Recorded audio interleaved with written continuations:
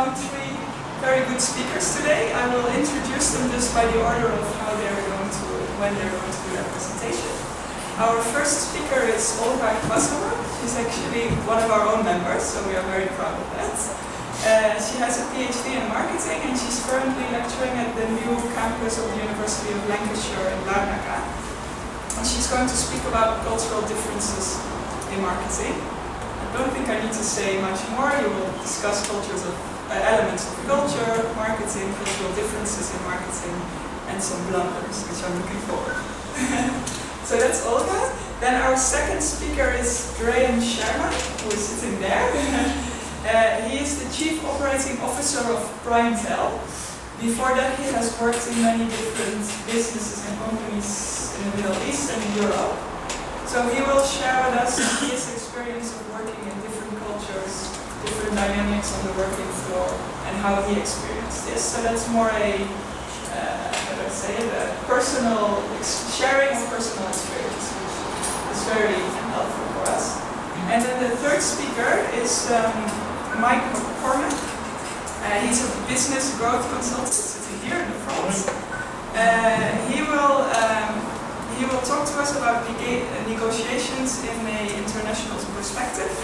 So he will tell us something about the basics of negotiations and the framework around it, and what happens when the international dimension comes into play. So these are three speakers. After that, we will have a panel discussion. The three speakers will take a seat here in the front.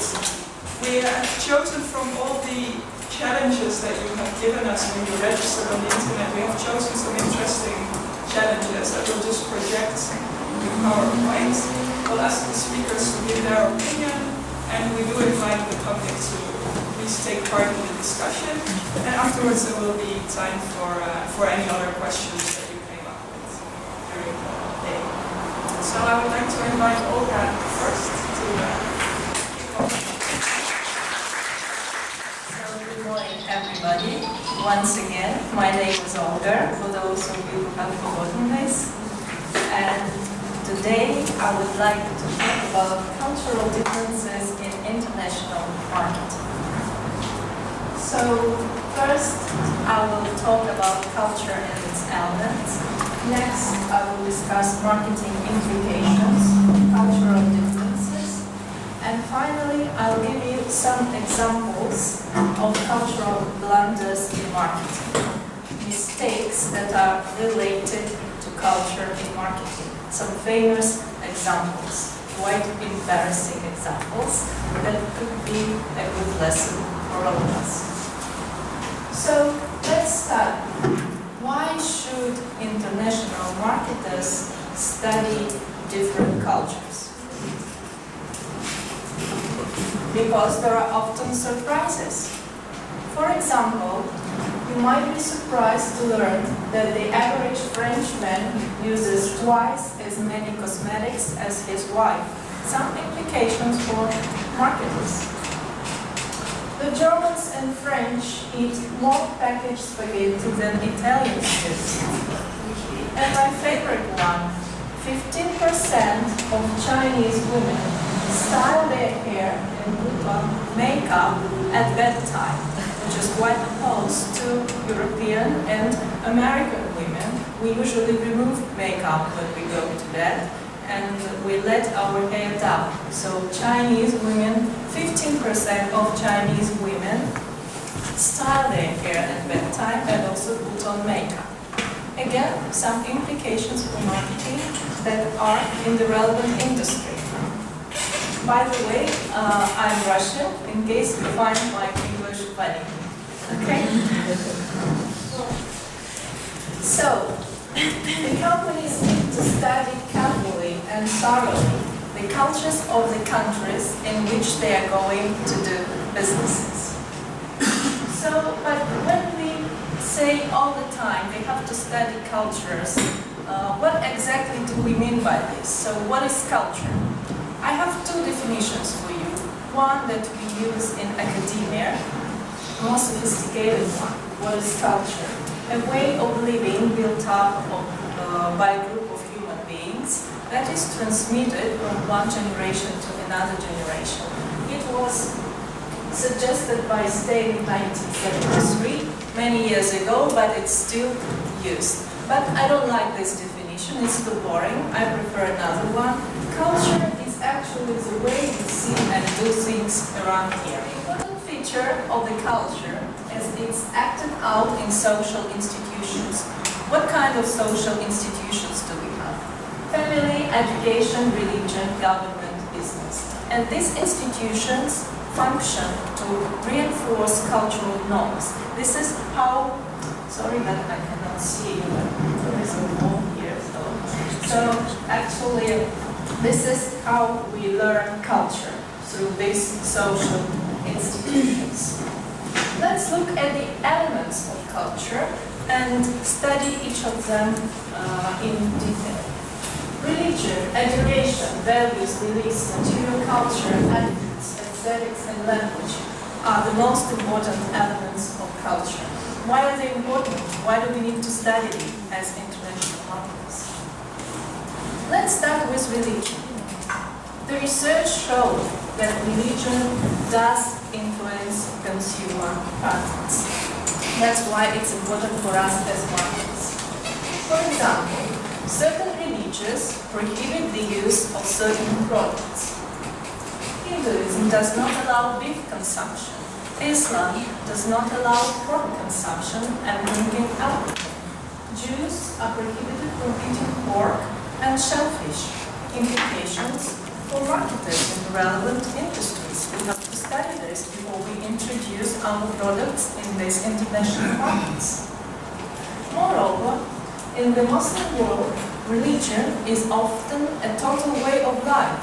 For example, we have to take into consideration that in Muslim countries during Ramadan, all types of work slow down. So you can hardly do any business in Muslim countries during Ramadan. Yeah. Okay, the second element of culture that is very important is aesthetics. What is aesthetics? Anything that refers to designs, colors, shapes, anything that conveys the concept of beauty or good taste. So I can't talk about all the elements of aesthetics, and I want to concentrate on colors, just to give you some examples of what different colors mean in different cultures. White is associated with purity in the West and the US, I believe, but with death in the parts of Asia, more specifically in India and Japan. So white has very bad connotations in India and Japan. Gray means inexpensive in Japan and China, while it means high quality and expensive in the US. Black is usually worn at funerals in Europe, whereas in Brazil they wear purple. Yellow is associated with disease in Africa. So huge implications here for packaging. So if your package is gray, for example, that would not be positively received in Japan or China because it means inexpensive by definition. So in the US and in Western Europe, if it's gray, it tends to be perceived as something expensive, something of high quality. So we have to be careful with packaging. Some more meanings of color. Yellow indicates immersion in India, red signifies good luck and celebration in China, and generally is very positively perceived in China, while in Africa they don't like red color. We have to be careful with red color in market to Africa. In the US, something blue on a bride's garter symbolizes fidelity.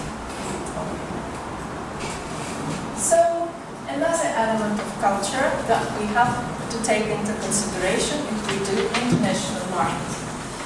First of all, written and oral language. This is very important, and we know classical mistakes in translations. Very often the slogans in the companies are metaphorical, and it's very difficult to translate metaphors from one language into another. And this is where the majority of blunders occur, and I will give you some examples at the end of the presentation. But it's not only the verbal language that causes troubles to marketers, it's also non-verbal language, which is the language of time, language of space, language of gestures, language of eye contact, and other types of non-verbal language. So, for example, let's consider time. Aren't 90 seconds the same in Berlin and Beijing? Try being 90 seconds late to appointments in Berlin and Beijing. So what's the difference? What do you think?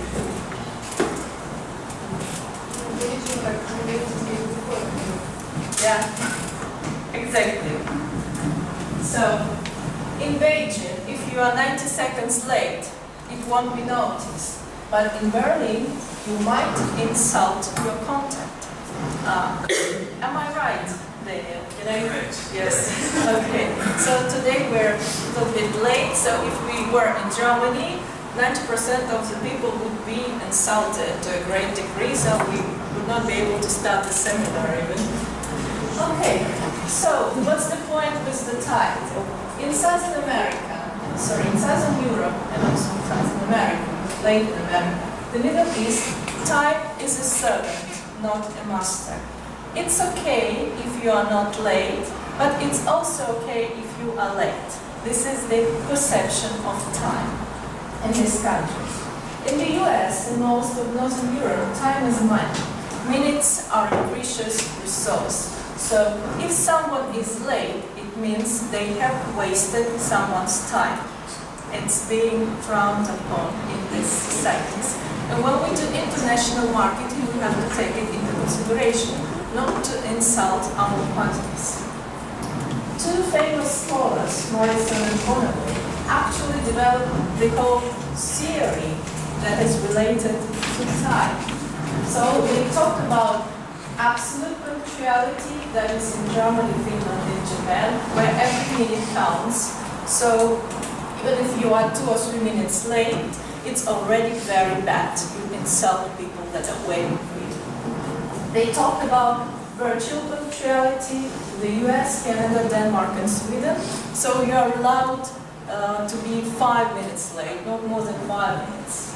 Relative punctuality refers to Belgium, France, and much of Asia. So you shouldn't be more than 30 minutes late in these countries. So we don't talk about business appointments or birthday parties. We talk about things in general. Think about Rotaract meetings, for example. So if we have a Rotaract meeting in Belgium, we can be 30 minutes late, it's okay. We will not get a reprimand for this, but it's not okay in Germany. Moderate punctuality refers to Spain, Portugal, Italy, the most of Latin America. Not more than 1 hour late, and zero punctuality, this is Middle East and Africa.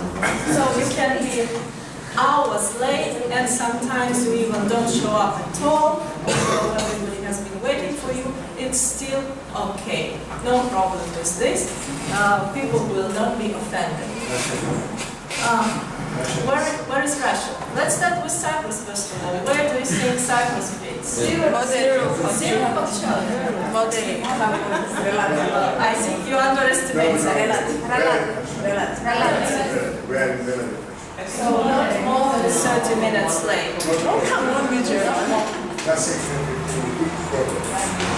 I would say that Cyprus is somewhere between relative punctuality and moderate punctuality. Somewhere here. So, for example, how many minutes are we late today for this seminar? 15. 14? 15 minutes. Okay. So it's between relative and moderate punctuality. Okay. So, but if we organize this seminar in Germany and we are 15 minutes late or 30 minutes late, this is very bad. We would give a very bad impression to the public. So this is cultural differences, and you see the implications. Some more examples. gestures, another type of non-verbal language. In different locations, the sum-up meanings are different. So there was a study based on the sample of 1,200 respondents. They were from 40 locations, and they reported the following meanings of the sum-up. So 738 people said that it means okay. 40 people said that it means one, and you know they start counting in Italy, Germany, and Hungary from the sub is a correct area, so it's one for 40 people. For people in Iran, Thailand, and Sardinia, it means sexual insult. And also I read that for some people in northern Greece, it's also a very offensive gesture. Do we have any Greeks? Yes. Can it be offensive? No. Probably it's because you are not from northern Greece. Okay. So if you are in southern Greece, it's okay. If you're in northern Greece, it means really something bad that I don't feel comfortable to discuss. So just don't do it when you are in Iran, Thailand, and Sardinia. It can mean hitchhiking. 30 respondents said that for them it means hitchhiking. Just it could be directional. It could be used just for showing a direction. 40 people said this. But generally, it just illustrates the cultural differences. How differently the same gesture is perceived in different cultures. Okay, some more elements of culture that are important for us as marketers.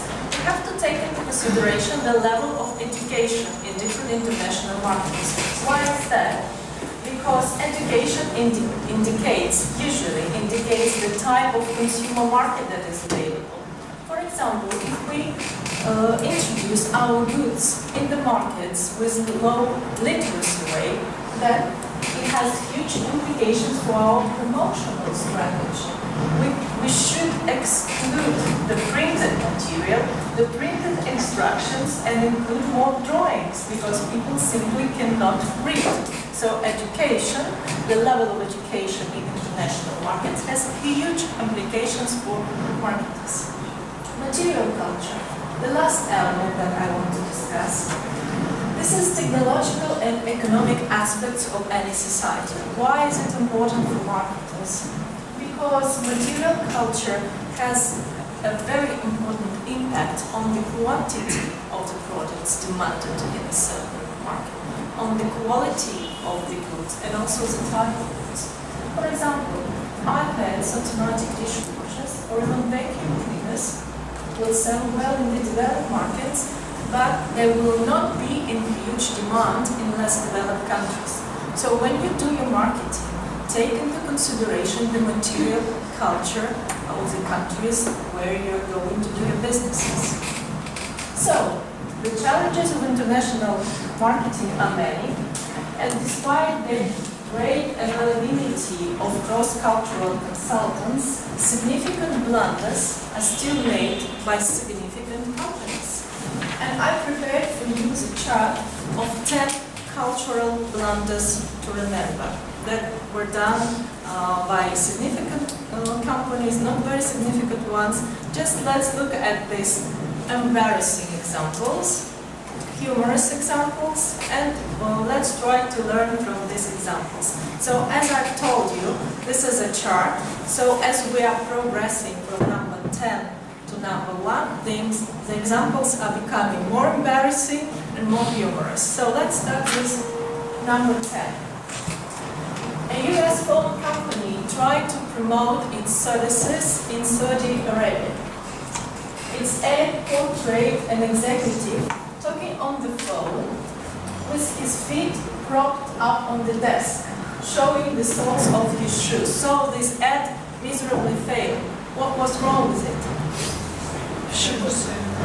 Yes. When you're a Muslim, you never show the sole of your feet. Exactly. Thank you, Marlene. You'll be a great marketer. An Arab would never do this, as the soles of the feet are considered unclean in the Arab world. So the Americans didn't do their homework and they failed. Number 9.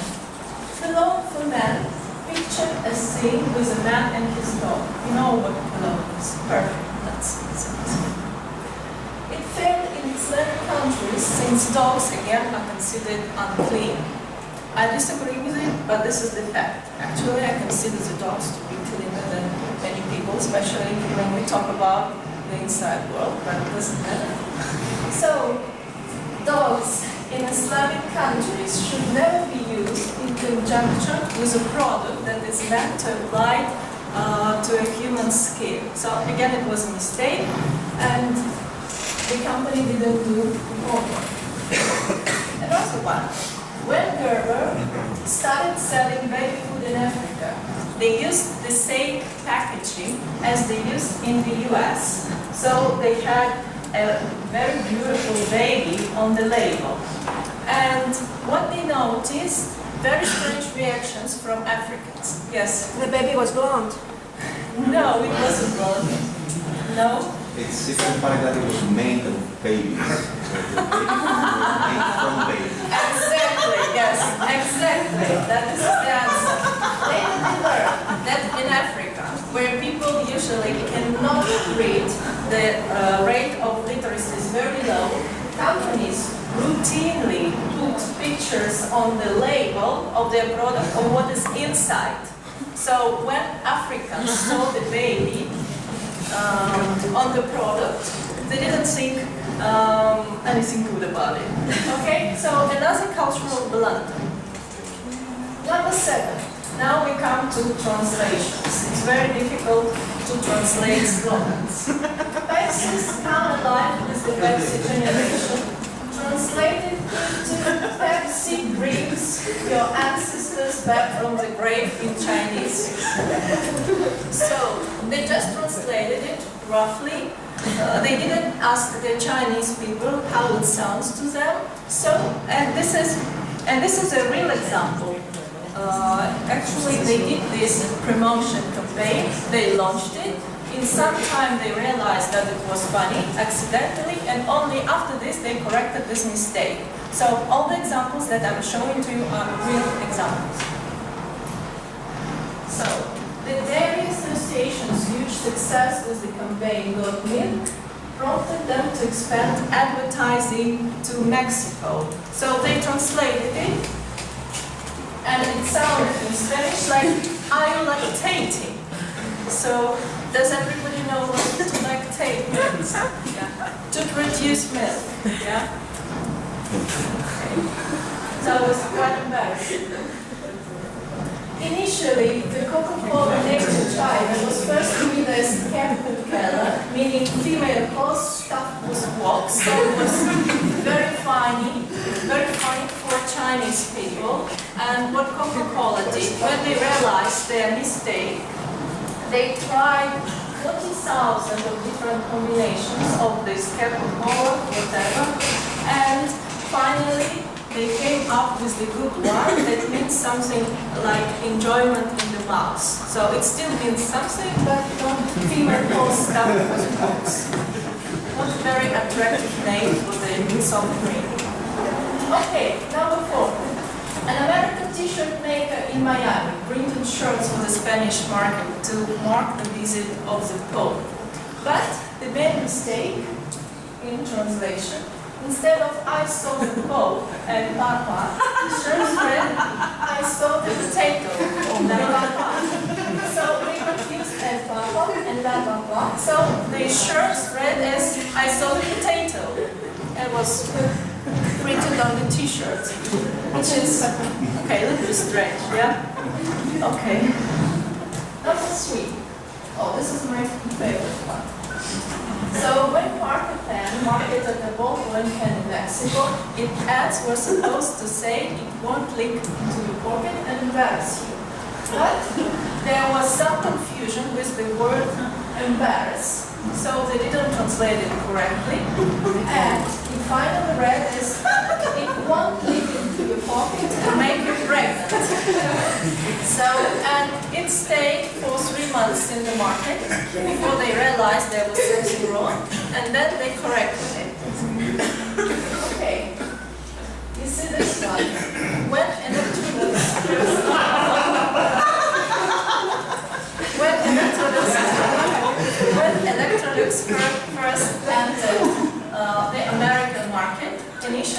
his main sound is like, nothing sounds like an electronics. So how does it sound to British ears? How does it sound? Very important, right? Dodgy, very dodgy. Okay, yeah. Okay. That's horrible, but it will happen. And we are approaching the most embarrassing and the most vulgar example now. So number 1 in my chart. And we are talking about Ford that once upon a time introduced one of their models in Brazil, and it was called Ford Pinto.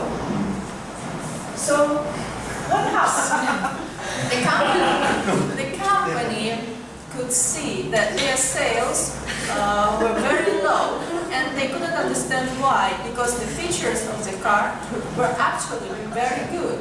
And then in some time they realized that in one of the Brazilian slangs it means tiny male genitals. So of course no man wanted to be associated with it, so nobody wanted to buy this car. The sales were really low. So when Ford actually realized this problem, they substituted this name with Costo, which means horse. And the sales after this increased dramatically because, okay, we understand what. Okay, what is the conclusion of the whole story? Founders need to study cultural differences carefully to avoid expensive and very embarrassing mistakes. Any questions, please?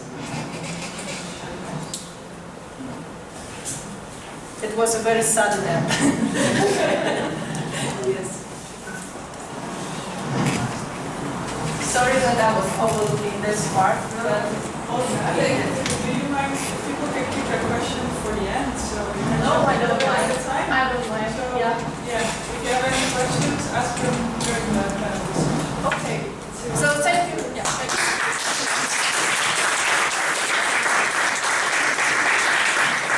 Thank you. There is one question. Dealing with internet marketing, which is accessed by, I mean, it's international open wide. How, what do you suggest? How can we be careful how we're launching our products on the internet, which is accessed by many people, many countries? From international. Okay. The easiest way is just to get a cross-cultural consultant, and better a consultant from this particular country. Just the easiest way, show your ad, show what you prepared to somebody from this country, or to 3 people from this country, to 5 people. Listen to the encouragement and then act accordingly. So, because obviously what these companies didn't do, they were trying to prepare their ads on their own. So if they ask 10 or 15 Chinese people to comment upon a woman who's stuffed with rocks, they would say there is something wrong, but they didn't do it. So first, try to show your ad to the people from these international markets that you target. Look at their reactions and then act accordingly. That's the basic advice that I would give. Yeah? Okay, there was a question. Okay, about Russians, which category do they fit? Okay. So we have some Russians here in the class. Relative. We're just. So in Russia we are like in Belgium and France. Yeah. Yeah, I would say it's correct. 30 minutes is okay to be late in Russia. I'm usually 30 minutes late. Any other questions? Okay, as Marlene suggested, you can think about some questions and I'll try to answer them at the end, yes, of this seminar. Okay, so thank you very much.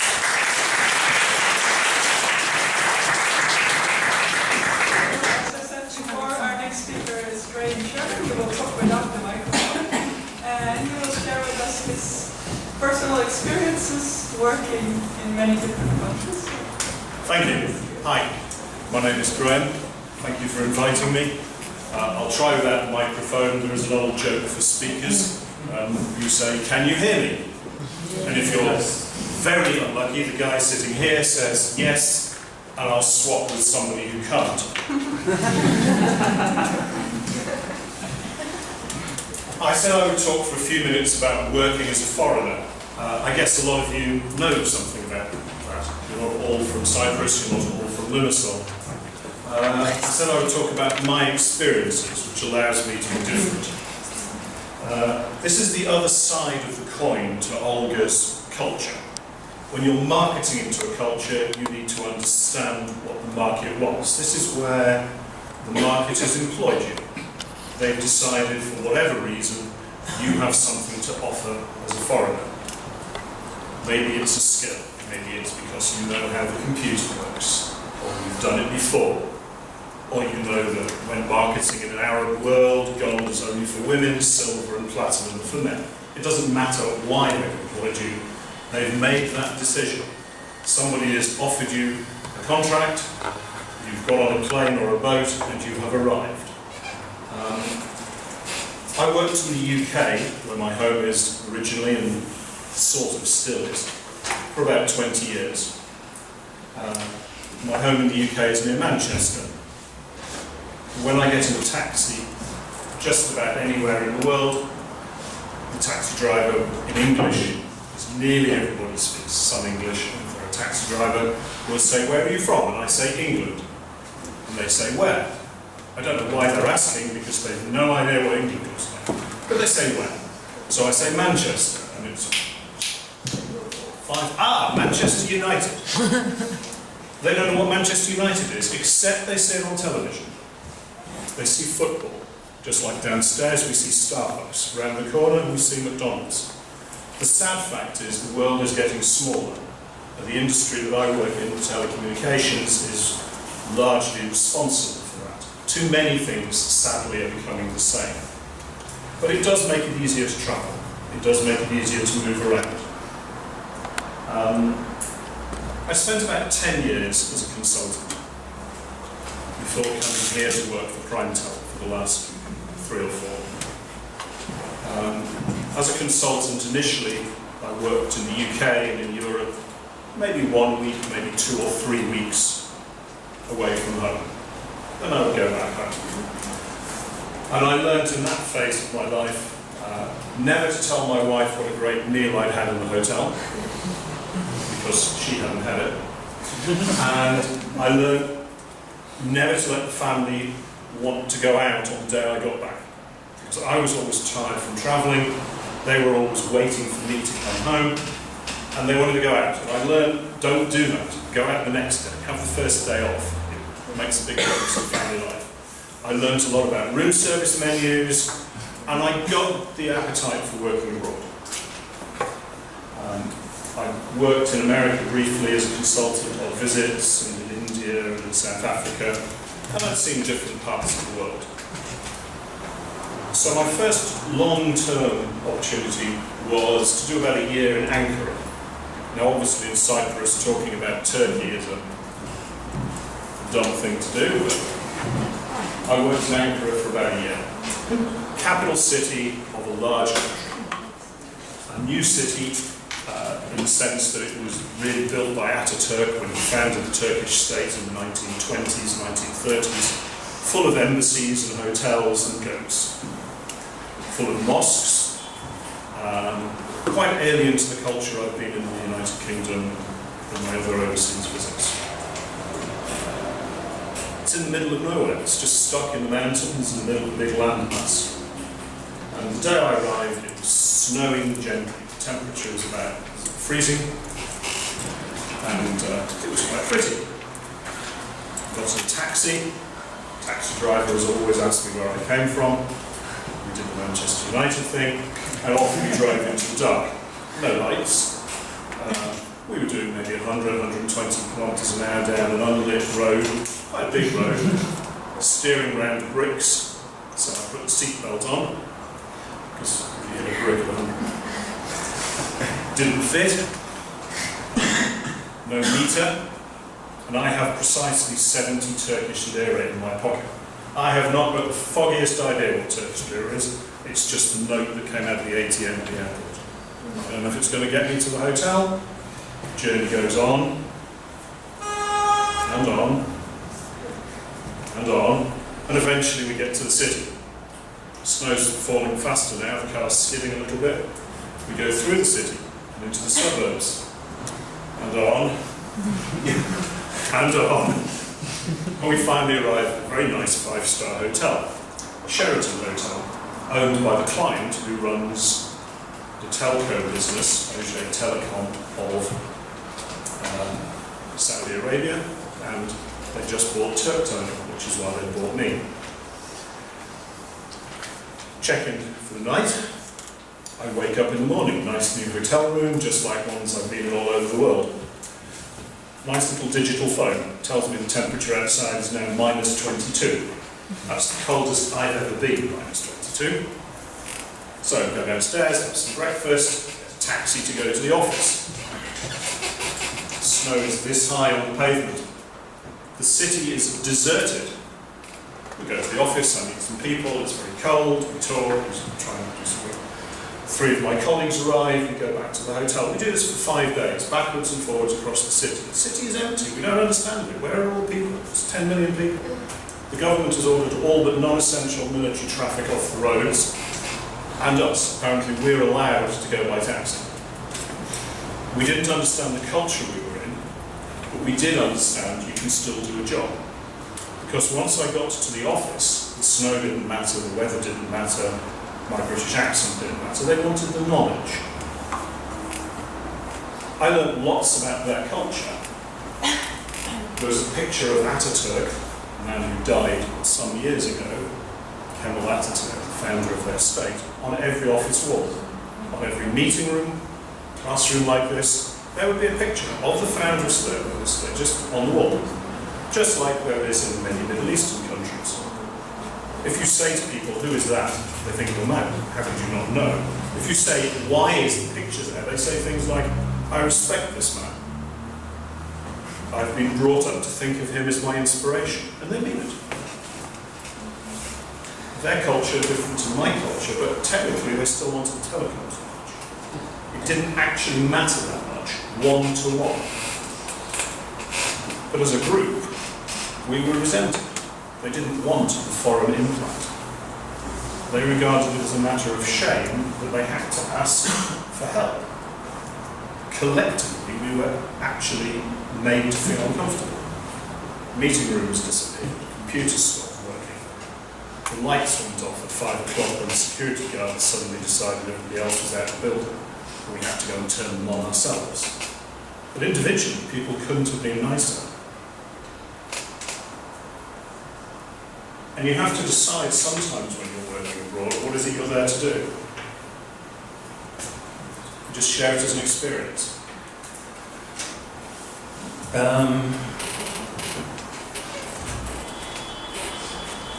You learn about religion, you learn about food.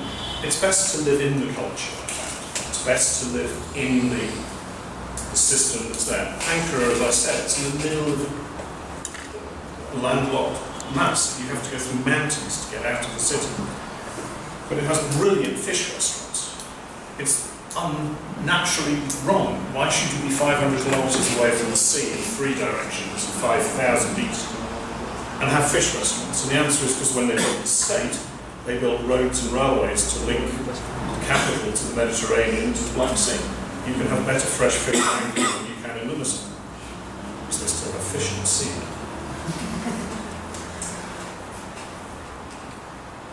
I left Ankara when the temperature was plus 20 degrees, and she moved 40 degrees. The culture in the office had moved about that much. They still hated us, they still resented us, they still needed us. But it was a contract.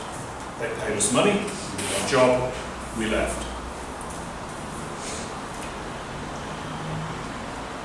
My next long-term assignment was in Cairo, another Muslim country, but this time with religion formally part of people's lives. In Ankara, it was optional, it was a secular country. Cairo, there are so many people, nobody knows. There are 10, 12, 20 million, nobody knows. The population is counted by American satellite. It's the first 24-hour city I'd ever been in. People say New York is a 24-hour city, but at 3 o'clock in New York you can't find the open shops, just only places to eat. In Cairo you can buy at 3 o'clock in the morning the same things you can buy at any other time of the day. If you fly over the city at night, there are just lights everywhere. You see the pyramids if you know where to look in the daytime, and you see this massive city. I worked in the best office I've ever worked in. I went through some of the worst poverty in the city of Britain. Contrast. As part of the American Camp David initiative, where they gave out a couple of Nobel Prizes to the Prime Minister of Israel and the President of Egypt, the Americans pumped money into telecoms.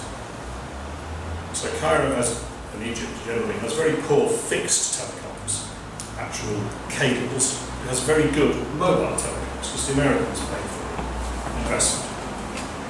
And I worked in a beautiful office, a complete world showcase office for a while. I then went to a good office.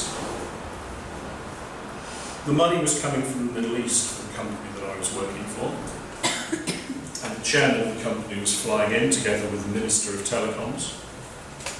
We were all expecting it. The building was cleaned. The business park was cleaned. The sand was taken off pavers. Trees were polished, the grass was planted, a beautiful path was put down from the car park through the lawn in Egypt, 40 degrees in the sun, beautiful lawn to the marble porch. The minister came, the chairman of the company came, they left an hour later, and the next day the path had gone, the trees had gone, the grass had gone. The people liked us. They were buying our expertise, but unlike the previous assignment, they had decided as a group to use us. They wanted to hear from us. Not just like a classroom or just like a passing acquaintance, but they culturally decided to use us. And they were kind to us as a group. Things were done for us to make us feel comfortable. In the end, it's a business relationship. They wanted the knowledge we had to sell.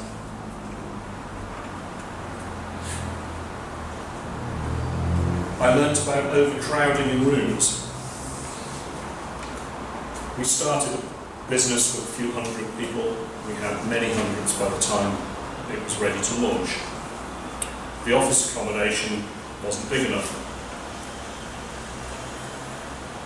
Muslims pray through the day. They have a need to pray. It's not just a thing I might do, it's a need that really wants to pray in a way that I've not found in many Christians. And when there's no mosque, they just find somewhere to go and pray. It's reasonable. If you're a big employer, you sort of try and make space. But it does cause some odd confusions when you don't know how to react and you're not part of the culture. What do you do when you open a meeting room door? You go into a meeting, you have your meeting. You open the door to come out, and you're faced with men praying. They're facing that way, you're behind them, you're faced with a row of 50 bottles. Well, it's actually quite easy. You just stand where you are, you let them get on with it, you can walk out later. What happens when you're in the other meeting room? You come out the door, and you're faced with 50 men praying, and this time they're all facing you, and you've just opened the door. Hi guys, you all right now? You sort of just learn to get on with it, because they don't care. As long as you're not disruptive, they don't care.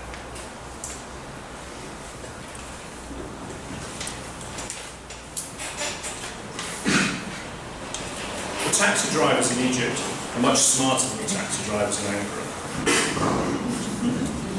The taxi drivers in Egypt have meters. They don't work, they haven't worked for years. You have to negotiate a fare for your journey when you get in, or you have to know exactly what you're doing and how much to pay when you get out. So they're less smart. They're pretty good at negotiating in Egypt. Haggling is a way of life. And I can remember going across the city with some colleagues, 2 taxis because we couldn't all get in one, and we'd forgotten to negotiate the fare, and we didn't know what it was for this journey. But we're smart telecoms consultants from the West. We can cope with these people in developing countries. We have mobile phones. So we spend $10 or $20 on mobile phone bill, ringing from one taxi to the other. How much are you going to pay? What are you going to pay? How much is this journey? What did you pay yesterday?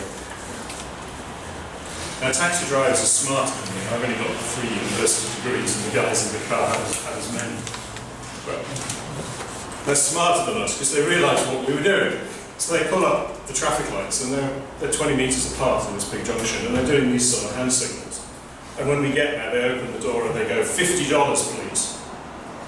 We go, what the fuck? And we have to negotiate down. You can't assume, just because you have money and influence and intelligence and toys, that you are in some way superior to the people you work with, or the people who work for you. I also learned in Cairo about bakshish and about tourism. Bakshish is not really bribes, but it is. It's paying money for services which are necessary. At one level, it's just giving somebody a tip. They carry your bag and give them a tip. You've got a confirmed booking first class at the airport on a plane to India. Seat 1A in this case. There it is. Confirmed booking. I've checked in online. And the guy says the plane is full. Seat 1A. I don't go first class that often. That's how I remember it. Seat 1A, Kuwait Airlines, another story. To fly from Cairo out. The guy's got 4 gold rings. I'm talking to an admiral of the fleet at the check-in counter. And he wants money. And all he's going to do is swap the piece of paper that I printed on the internet for the one that he's printed on his computer. But I need his piece of paper because I can't get through check-in. He wants money. It's not unusual, it's not bribery, it's just the way of life. Actually, I was feeling a bit foreign that day and I had enough, so I said I had no money, I would just ring the minister and ask him if he could confirm my booking. The guy went a different colour, he was very shocked. But bakshish is normal, you pay for service, people depend on it. I also learned about tourism. I learned in Cairo that there are people who will fly all over the world regularly and not learn from the place they go to. I found that problem. Some of my colleagues flew in for a 2-week visit, and all they would do at their weekend in the middle was watch a football match on television. Now, I know I said at the beginning you can get Starbucks and McDonald's and football, and all these things make the world a smaller place. If I have one advice for anybody who goes anywhere, at a personal level, let's go and see the place. Go to Korea, go to Santorian Castle, go to Salamis, go to the House of Dionysus, go and see the place. Because those are the things you'll remember. There are football matches and bars every day of the week. You can do that anywhere. But I was constantly surprised by this. People who went to Egypt and wouldn't go and see the Egyptian Museum in Cairo, where they've got the gold for Tutankhamun. They wouldn't even get a taxi to go and see the Great Pyramids of Giza. I also learned that locals never go and see the culture once they leave school. I went to see some pyramids just out in the desert, and I said to the people I worked with, have you seen them? And they said, no, we didn't get taken to see those pyramids. People don't see it unless you go and see it. You've got to do it early as well. You don't do it in the first week, the first month, you never do it. And when you leave a country, you always leave quickly. You rarely get 6 months' notice and wind down slowly and spare time. You always leave pretty quickly. You might know the notice is coming, the contract might have an end point, the project may have a launch date, but somehow you work to the last day and then you get on the plane and go. You have to do things like that early. I then went to Abu Dhabi. Abu Dhabi is the capital city, one of 7 states that form the United Arab Emirates. It's one of the richest places on earth. You can argue about the definition of what the richest place is. But there is a lot of money because of the oil wealth and the gas wealth. It's the city that propped up Dubai in the property crash. Dubai is bigger, has more tall buildings, and has a lot less money. It's a relatively conservative Arab Islamic state. The men in public who are Emirati will wear national dress. The women in public who are Emirati will wear national dress. There are a few countries in the world where people wear national dress. Think of all those folk festivals you've been to, where people have funny hats, funny skirts, funny shoes. They're brought out for tourism, they're brought out for festivals. But they wear national dress with pride and with dignity. Religion is a way of life for the vast majority. Some are hypocritical, because you always get hypocrites in any society. But most people, it's an inbuilt part of their life. Emiratis are almost unique on earth in that they are in a minority in their own country. They have foreigners doing everything for them. There is a hierarchy in society that puts the Emiratis at the top, the ruling families top of the top, and then there are foreigners. Western European professionals, maybe Americans professionals, are more or less next, together with Asian professional Muslims. Underneath them come Asians from other religions, and underneath them, in very structured order, come all the other different classes of people that they employ from around the world. There are people to do everything. It's a bit like working in India. If you work in an office block and you go and do your own photocopying, there's probably a photocopy boy whose job you're taking.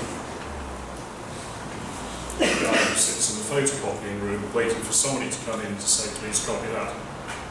Obviously the person who brings a piece of paper in isn't you, it's the messenger, who will have got it from your team admin person, who will have got it from your secretary. That's hierarchy.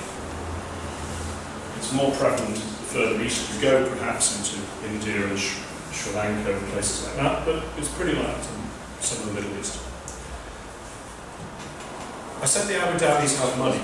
Westerns live in hotels. Very few Westerns rent apartments short term. So you either live in a hotel or you rent a villa in a call it a development somewhere. But unless you've got a lot of family with you, you probably don't want to rent a villa. Most people live in hotels. Hotels are isolated, licensed islands. They serve alcohol, they have prostitution, they allow people to abuse themselves and others more or less anywhere they like, as long as they don't do it on the street and as long as nobody gets hurt. If people get hurt, it gets very unpleasant because the law says unmarried couples can't live together. The law says you can't drink alcohol, the law says you can't make something for sex, the law says you can't drink drugs, the law says you can't do a lot of things, you can't gamble. And most people do all of these things in hotels. Well, many of them. But they're little islands. They don't mind. They've given you a warning, behave. Take it outside, contradict the warning, life gets very difficult and unpleasant. The culture is best illustrated by the traffic rules. In most of Europe, if you come to a red light, you stop, the light changes colour to probably green, you put your foot down and you drive off in some sort of Formula 1 race. Truck, Italy, France, Germany, the UK, Spain, Portugal, Norway, most of Europe. Cyprus. You come to a red light, you roll past the line, you might stop, or you might just keep moving. Then you sort of creep out into the middle of the junction. You might go through, you might stop there. Depends. You know, one hand to the mobile phone, one out the window, doesn't always leave enough hands. The lights change, you put your phone down, you put the car in gear, and you let out the clutch, and you slowly drive off until the next traffic light. It's not right, it's not wrong, it's just how it is here. In the Middle East, you come to a red light and you stop on the line. You cross the line, you back up quick. Because the fine is about $200 for being across the line. It's enforced. And if your driver is Pakistani, he can't afford $200. He doesn't earn that much in a week. You hit the car behind when you're backing up, that's their lookout. Because it's going to be driven by another Pakistani who's just going to charge his boss if there's any damage. You don't cross that line, white line. On foot. It's not right, it's not wrong, it's just how they do things. But back at work, none of that matters. They find a professional. Somebody who knows you don't put pictures of babies on boxes, or how telecoms pieces together, or whatever it is they've hired for your skills. It's just part of life's tapestry. I mentioned the hotels in Abu Dhabi. There is one class of hotel that you just visit, you don't actually stay in if you're a foreigner. And that's the really, really expensive hotels. You can't afford to stay in them, because your ordinary 5-star lifestyle is just about affordable if you're away on expenses and you want to have a really nice meal out. You can go to a big hotel. You can't go to the very expensive hotels and stay in them, because they're maybe $1,000 a night for a cheap room. But they're worth visiting. There's a hotel in Abu Dhabi that has a gold bar machine. That is a machine where you put money in and you get a gold bar out the bottom of the machine. Could have been a can of Coke. Could have been a Twix, chocolate brown. It's a gold bar. Fingers about that big. It also sells coffee in the coffee bars. About $25 a cup, because they sprinkle gold flakes on the top of the coffee. So a lot of tourists go there for that coffee. Nobody could afford a room, but boy, did they go there for Abu Dhabi, where did we go after Abu Dhabi? Oh, I came here after Abu Dhabi. I came to Limassol. Limassol's like Abu Dhabi in one sense. It has square plugs, just like it does in the UK. It's hotter here than in the Middle East, because in the Middle East everything is exactly 20 degrees. The cars are 20 degrees, the offices are 20 degrees, the hotels, the houses, everything is 20 degrees. It's quite cold actually. You don't wear shorts, you always wear a jacket, always wear a tie for a visitor. Here it gets too bloody hot. No AC, power stations that blow up. Power stations that when they supply power still don't work sometimes.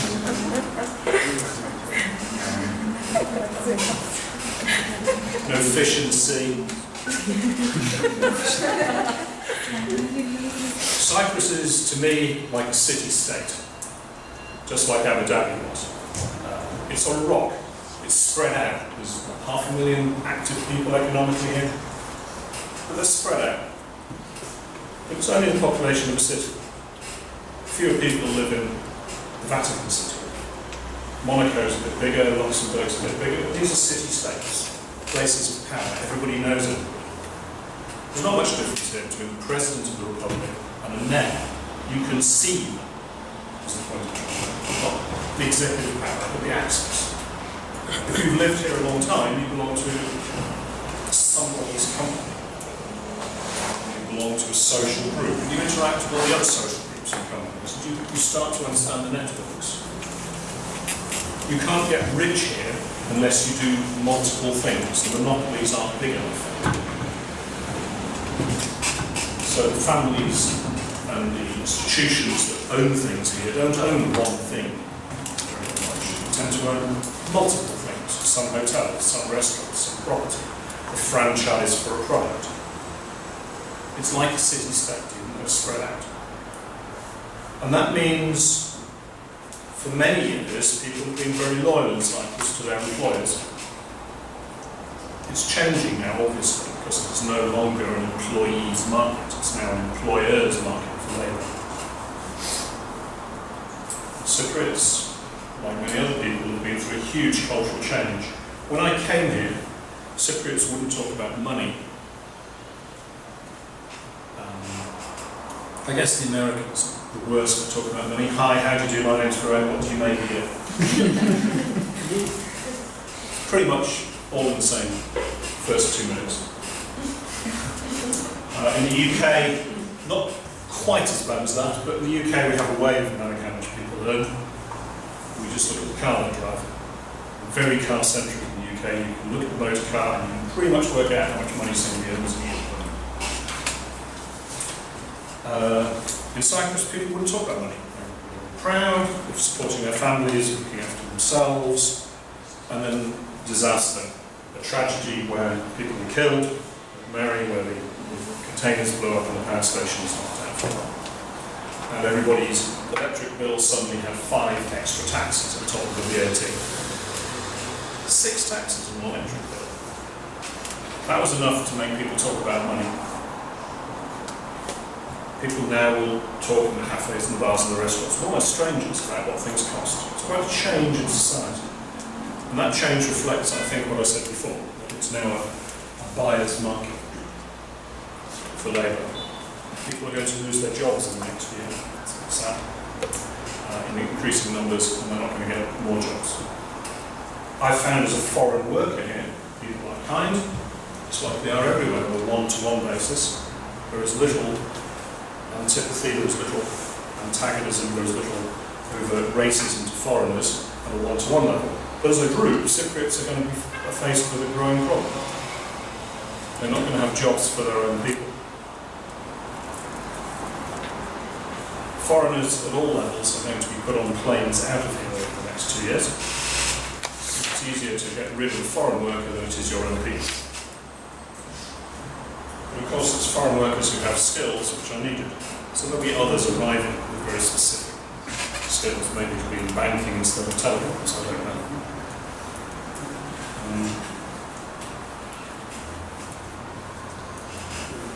I think I probably should stop there in view of the time, because otherwise we'll be encroaching on Arabic, let alone Germanic levels of punctuality.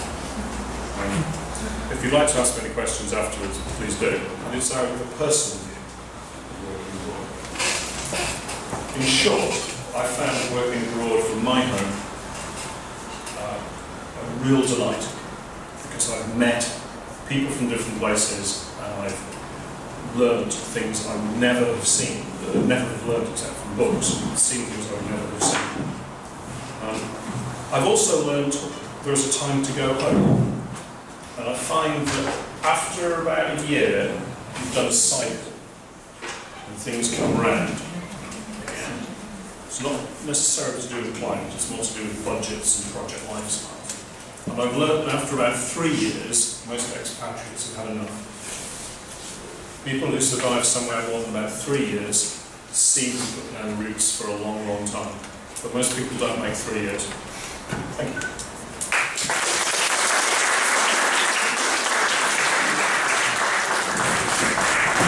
Good afternoon. Thanks for your attention. Just a little bit of introduction, background on me. I've been blessed with working for British companies, American companies, Dutch companies, French companies, and German companies.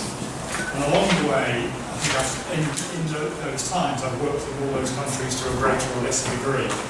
And one of the things that sticks with me about that experience is that, I've got Italian companies, worked for Olivetta for a period of time.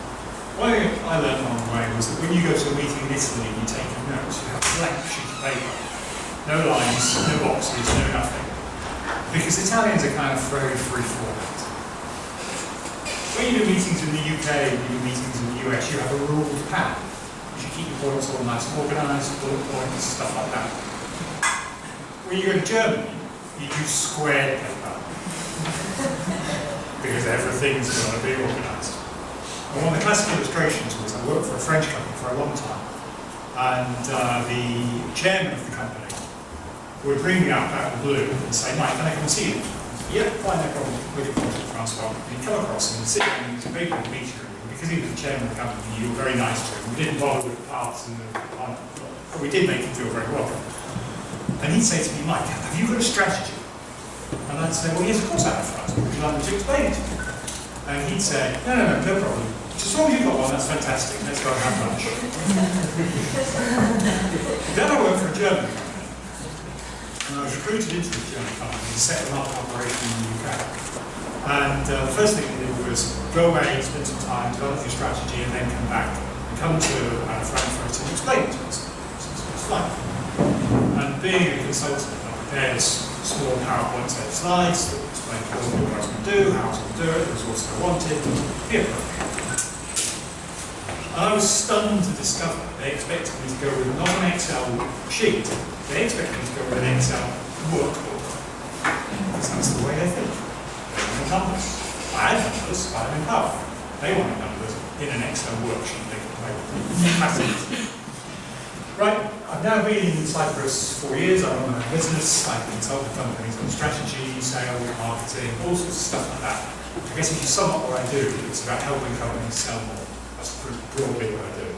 And in Cyprus, I work with a bunch of companies here, but I still work with companies in the US and the UK and Germany because it keeps me sharp and it keeps me exposed to the latest sales and marketing practices and enables me to bring new thinking here, which my clients love. What I'd like to talk to you about today is about negotiation, because along the way, you kind of run across a few situations. And what I'd like to do is share with you a framework I use for negotiation, but also a couple of funny stories along the way of how it's worked out for me when the people on the other side of the table haven't necessarily been on the same culture as I am. I was actually going to use the story of time as an introduction to it, but that's already been done brilliantly. No problem, no problem. It's actually a very good illustration of the difference. So instead I'm going to use a different one for you, which is the difference between yes and no. Now you'd think that's obvious, wouldn't you? You think that yes means yes, and you think that no means no. Sorry guys. In Britain, yes means yes. So if I'm trying to sell something to somebody, and you work at it for however long you work at it, you ultimately come to, does this make sense to you and you want to go ahead? And they say, yes, you can now pull out the contract out of your bag and basically sign it. If you try the same thing in France, or in particular in Italy, and you get to, does that make sense to you, would you like to look ahead? Also goes to Cyprus, this one, and somebody says yes, they don't mean yes. They mean, I'm getting there. But convince me. Big difference. Equally, no. In Cyprus, no means no. You know, I think it's a great idea. Would you like to try it? No. Fine. Okay, next. In Britain, nobody likes to say no. They just hate it. So many times in my career, I've been reviewing salespeople and you say to them, well, you know, why hasn't this deal completed yet? And there's every excuse in the sun. You know, the dogs was lost, the washing machine broke down, this happened, that happened. And when you boil it down, in every case, the answer is no, this deal is not going anywhere. But nobody wants to use the word no. So anyway, with that as an introduction, if I can figure out how to work the slide machine. I would characterise the international factor in negotiation into two things. And I think very broadly, there are two types of business relationship. And I'm generalising on a massive scale here. On the one extreme, you've got what I would call a transactional relationship, where you discuss something, you agree something, you write a contract, and you execute that contract. And if the ladies in the room will excuse my language, if you don't execute the contract, I'll cut your balls off. Now, that's a transactional relationship. It's most prevalent in the US, certainly prevalent in the UK, certainly prevalent in Germany. But it's a transactional relationship. We agree something, we write it down, we do it. The other extreme is a relationship, where broadly it's based on our trust. Yeah, I know. And with that, our angels difference. And perhaps the example I gave you of that was when we first moved to Cyprus, we bought a house here. And we agreed a contract. And being broadly an Anglo-Saxon of Irish descent and all those sorts of things, I pursued the contract as a contract. The developer, of course, had a completely different view. He was going to build a house for me. Whether it was going to be a house I wanted was another question. Whether it was going to be in the timescale I wanted was another question. But there was a relationship. And so long as the relationship worked, he built a beautiful house. The moment the relationship stopped working, he didn't build a beautiful house. So they're the two extremes. I'm not going to tell you all there and say, well, you know, the US is here and the UK is there and da da da. But if you just keep at the back of your mind, there's those two broad extremes, and somewhere, the guy on the other side of the table is somewhere on those extremes, maybe different to you. That's a pretty fair start point. It also relates to high context and low context cultures. Yes. It's high context on the left, low context on the left. Absolutely right. Absolutely right.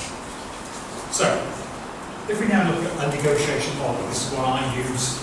It's fairly widely used, but people have different models. Broadly, I break it down into 4 things. What's the goal? What do we want? Second step is, what do we know about this situation? What do we know about what we want? What do we know about what they want? What options can we create to make this more interesting? And then finally, what do we need to do to push this into action? And I hate, by the way, the phrase win-win negotiating. Whenever anybody says to me, win-win start negotiator, I make sure I've got a very firm grip with my wallet. Because the minute anybody says that, what they mean is I'm here to stiff you. Okay? So there's the model. Keep it in the back of your head as we zip on through. I'll try and give you as I can this without conscious of time. So let's talk a little bit about goals. The first thing that really matters is to be really clear about what the goal is you're trying to achieve. Now, it can be a confusing, this one, and I find it very helpful to keep asking, why? Why do I want this? Until I get down to a real hard goal. And then when you've got there, you then need to keep testing your actions against, are they taking me towards this goal, or are they not taking me towards this goal? Now, the example I would give is, my wife's here today, and like all good relationships, 90% of the time we have a swimmingly wonderful relationship, 10% of the time I go looking for her with the chainsaw. Why do I do that? It's because we get into an argument. And, you know, the argument is about something like, it's your turn to do the washing up. No, it isn't. But that goes off into all sorts of other territory about who is actually going to do the washing up, and all sorts of other factors get brought into it. And everybody forgets it's about who's going to do the washing up. Now, in my mind, it's very easy to do that in negotiation as well. If you're there to negotiate a contract and you want to get to a conclusion, is everything taking you to a conclusion, or isn't it? A helpful test on the way of this is that SMART objective. SMART being specific, measurable, achievable, resource, and time. But if you can come up with a goal and it passes that SMART test, you've got a reasonable goal. And that's the basis. The next interesting question, of course, is what is their goal? Now, there's a couple of possibilities here. You can probably figure out what they want. But it's worth taking a fair amount of time to make sure you've really figured out what it is they want. Because there may be subtleties along the way that you've missed. The other interesting test at this point is their goal achievable? If they want something that we can't do, or they want something we're not prepared to do, maybe the best thing to do is to part friends there. Save everybody a lot of time on that. Because if that's true, it's just no point going to discussions. And the final one on that one is there any personal motivations to consider? And you'd be amazed the difference personal factors make for things. An example I'll give you is, when I first came here, I was retained to do some work to sell something, believe it or not, with sewerage systems. You know, sometimes you don't get the best of jobs. But I was new here, and it was go and try and sell this sewerage system stuff. So living in Paphos, I phoned him. I was a sewage board, and stuff. I went to see somebody, and we had a very pleasant meeting, and we got into a discussion, and we got into a negotiation. I couldn't get there. I just couldn't get to a conclusion. I couldn't figure out why. So eventually, Cyprus being Cyprus, we went out, we were out in Cyprus for lunch. And it turned out this guy was in Tremicruza. I don't know how well anybody here knows Paphos, but Tremicruza is kind of above the town. Quite a bit above the town. This guy was a keen cyclist. He loved cycling to work in the morning, pretty much he got on his bike, didn't touch the pedals, and all the way to work. But when it came to come home again in the evening, not quite so good, because now he had to pedal up the hill. There's a high hill, there's the long hill. So we got to chatting about this, and I discovered that what he really wanted was an electric bike.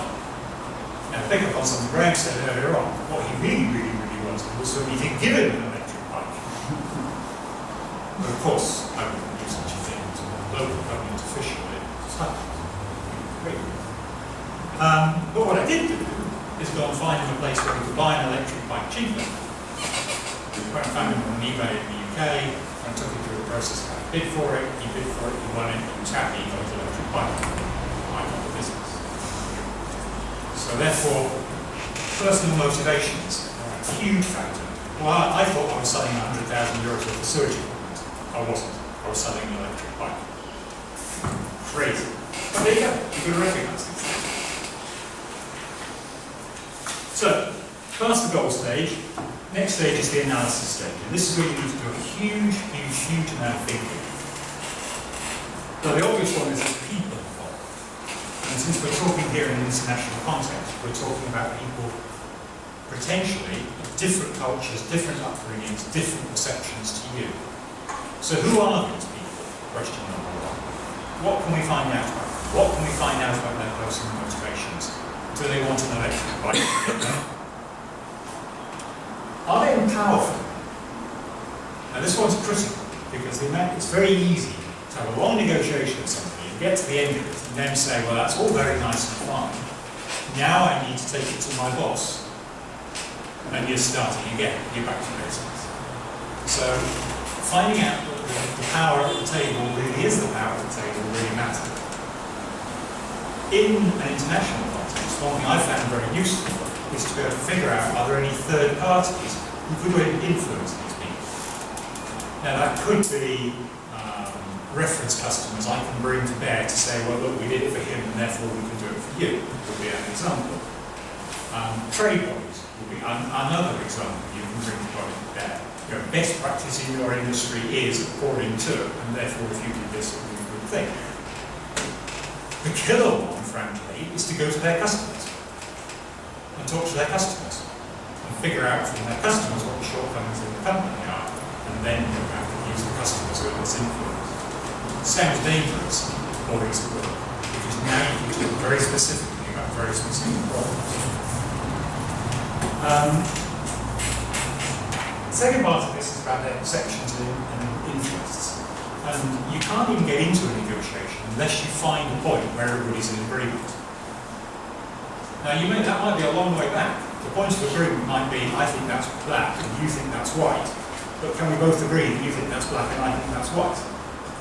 But you need to start somewhere where there is a level of agreement. And then work onwards. And what you're looking for are where are the gaps? Where do I believe this is the case and where do you believe that is not the case? And you're looking for the gaps and what you can do to close those gaps and join them together. And a final one I find beautifully powerful, and it works everywhere, is find out what their standards are.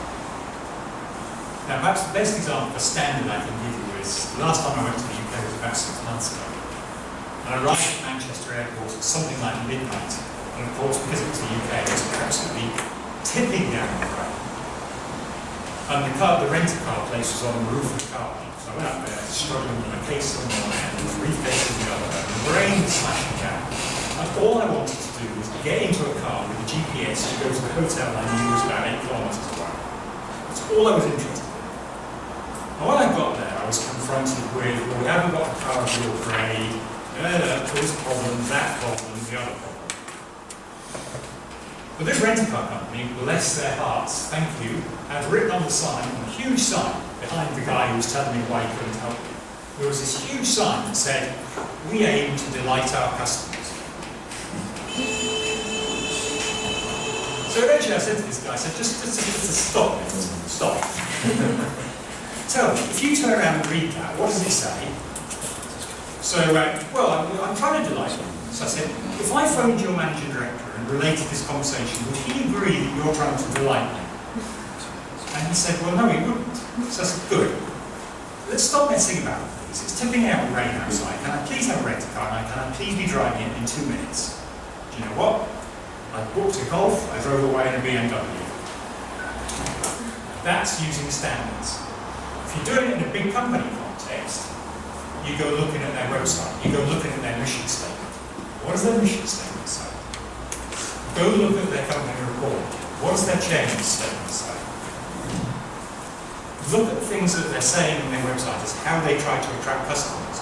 And those are wonderful standards you can bring up in a negotiation to say, do you really think, now look, on your website it says this. Do you really think that behaviour is in line with this?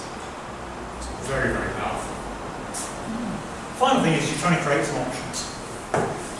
And there's the one situation in my mind you want to step away from at all times is getting down to a situation of your price is too high. If you move the price on the price, i.e. a single factor, and that single factor being price. Because then you're on a road to nowhere. So I have this expression called make the pie bigger.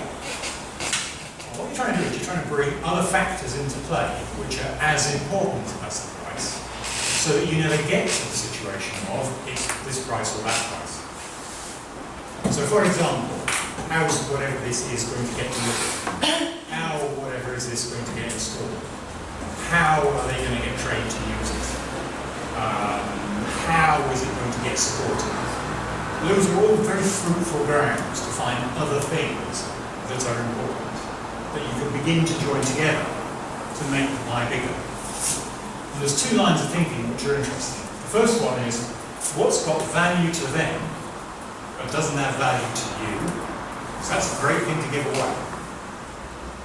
Now the other way to think about it is, what's got more value to us than it has to them, which are the things you do not want to give away. Or if you do, you want to charge. But there are two very productive lines of thinking to come up with options to make the pie bigger. And take it back to making the pie bigger. If, for example, one of the things that make the pie bigger is training, and you know that on your company's website, where there's a whole bunch of videos that train people how to use whatever it is you're selling, then, hey, it's costing you nothing, but you can offer them free training. That's the sort of way it works. And then the final point is, if you've got this situation going on, think ahead. What are the things you're going to join together? So when they say, we want training, what's the thing you're going to ask for to come back? And I find it very helpful to actually write that up as a little schedule of what are the things I want, what are the things they want, and join together. So when they ask for this, I'm going to ask for that.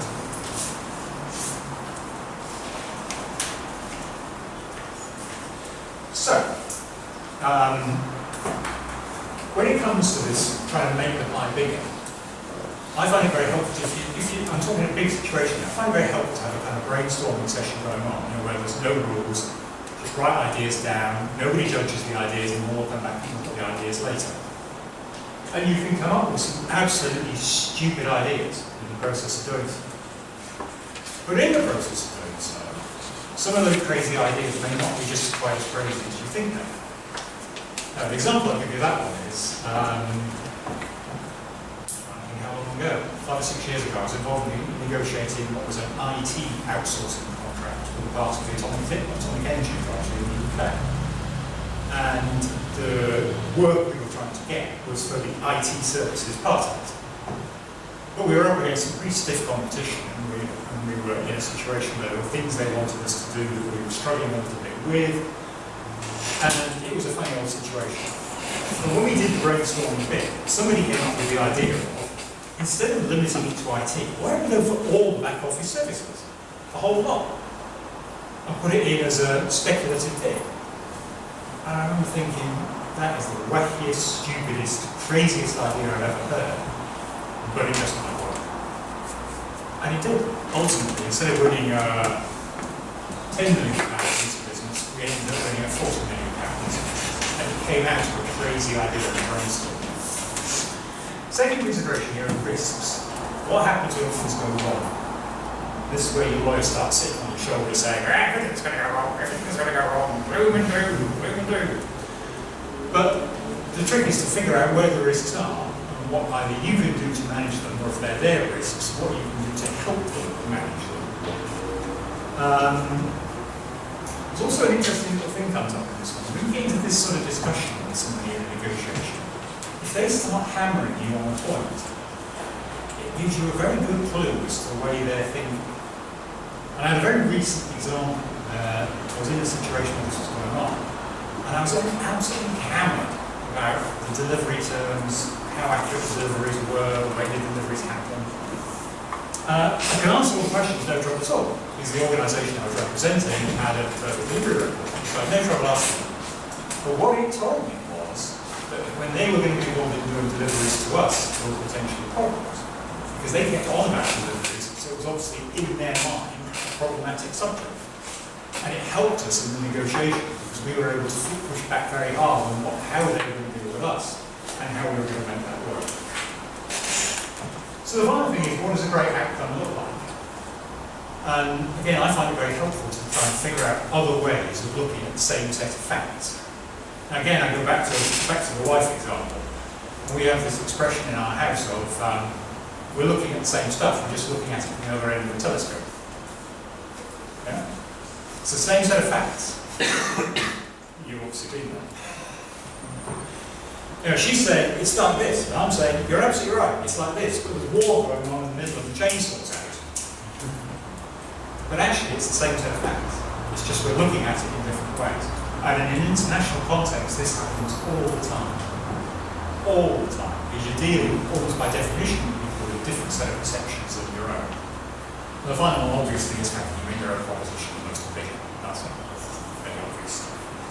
So, let's try and wrap it up now into some action. How is negotiation something wrong?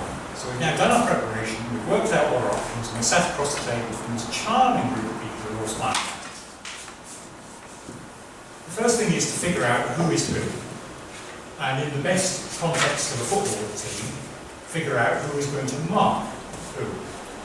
Because if you've got their, quotes, God at their table, you need to make damn sure you've got your God on your side of the table. Because if there isn't, there's going to be problems. You alluded to earlier on that the further east, like Bragg, earlier on, the further east you go, the more you find hierarchy. And that's especially true here.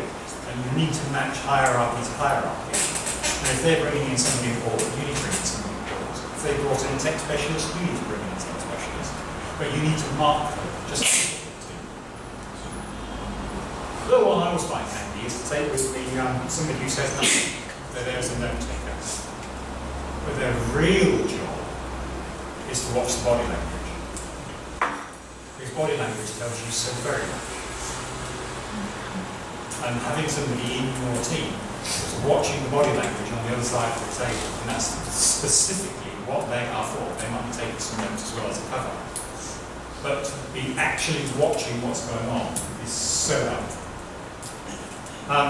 Clearly listen more than you speak. Because the moment you do that, three things happen. The first thing is they like you. Everybody likes talking. Everybody likes to be listened to. So if you shut up and let them do the talking, hallelujah, you're the best friend. The second thing that happens is they're doing all the talking, so they think they're in control. Yeah? They're not, because you're asking them questions. Questions all the time. But they think they're in control. When you're negotiating, if the other table thinks it's in control, that's a nice place to be. And then the third one is, the more they talk, the more information they'll give away. And the more potential options you can develop, the bigger the part, the bigger the cake you can make, you're going to get more information. So I try and sit there, say minimum, ask as many questions as possible, say nothing. Have no views until it matters, because you will learn so much. Commitment always comes in baby steps. If you go for the biggie, forget it. Now, again, if the ladies in the room will forgive me, you know, if I walked up to an attractive girl in the bar and said, "Can I take you home sleeping?" she'd say probably no. If I said, "You fancy a drink?" maybe I get to a yes, who knows. But it's a perfect example of baby steps get you to the result you want. Your wife is here. I know. She was once in the bar.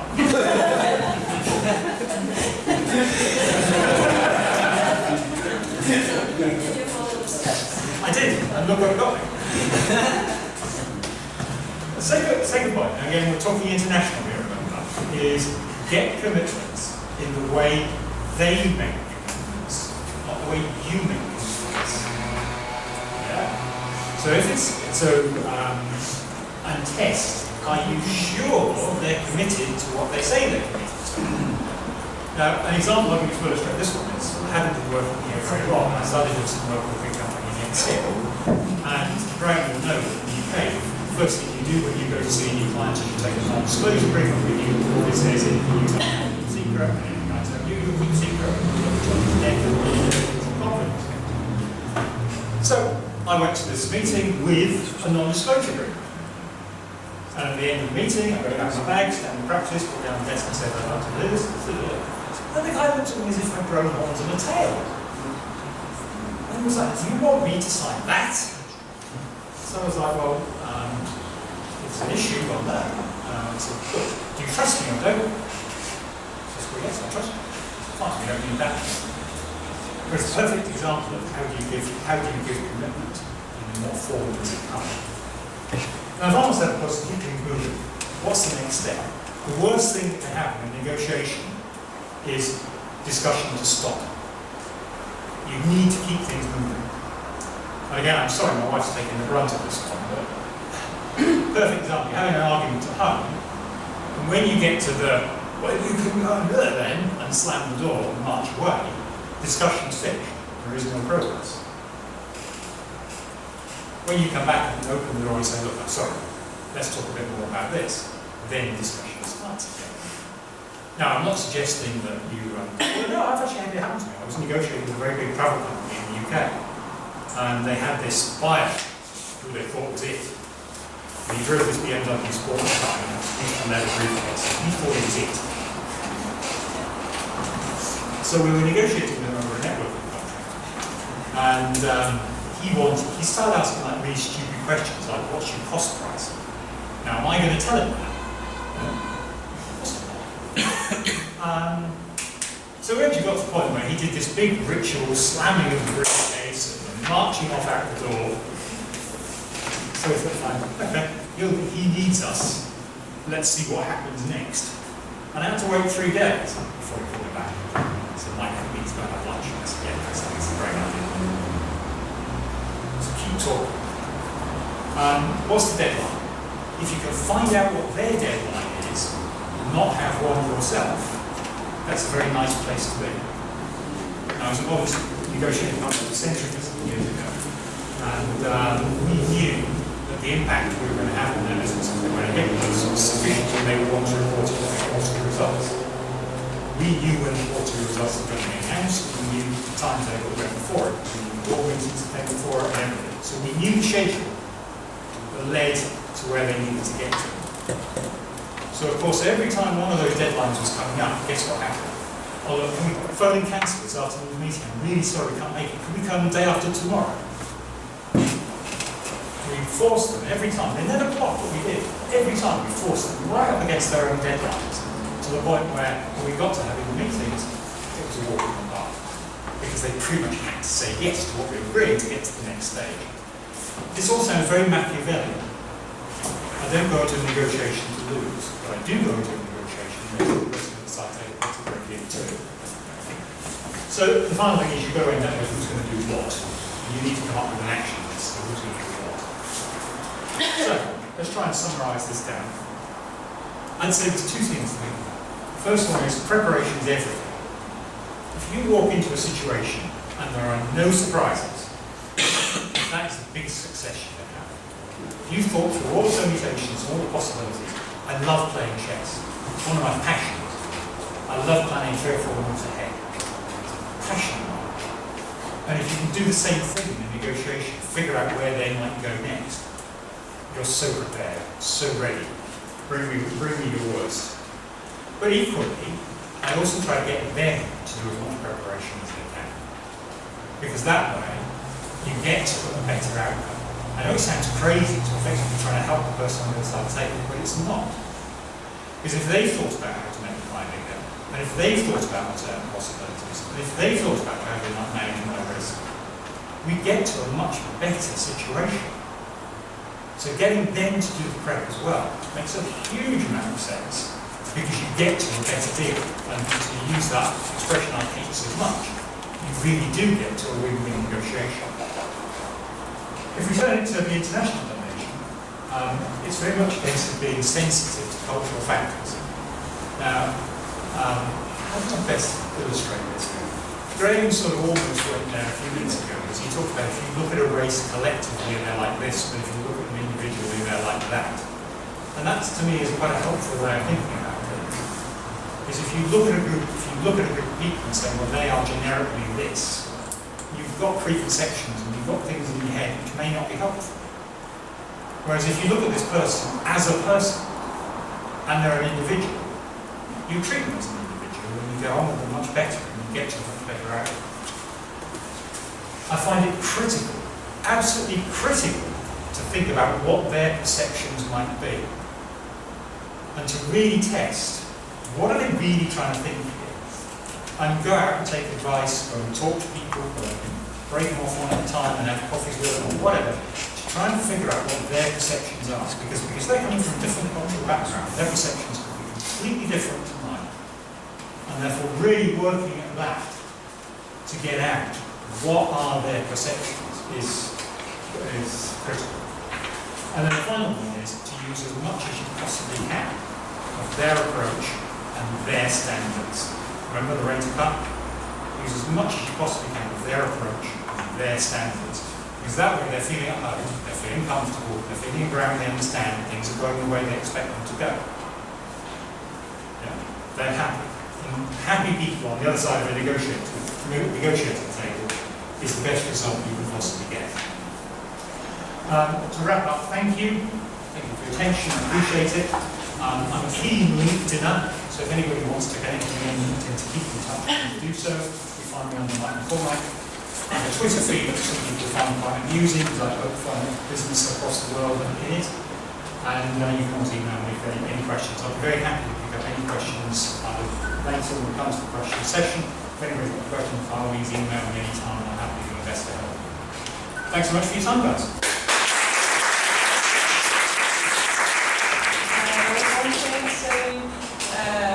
Dealing with negative bias attitudes based on preconceptions about my country and culture, how to handle this best. So I think this person was feeling as a person that maybe his or her boss or his colleagues or her colleagues around had some kind of preconceptions that were of a negative influence. So the question is how to change these preconceptions. Well,